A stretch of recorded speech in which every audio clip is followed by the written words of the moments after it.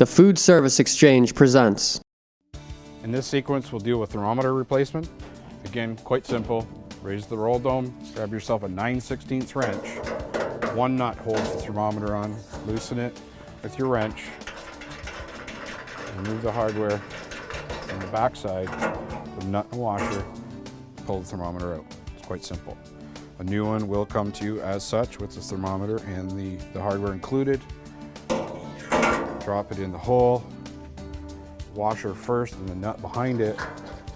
Bring it up, hand tight. Make sure your thermometer is oriented properly so the logo is upright from behind.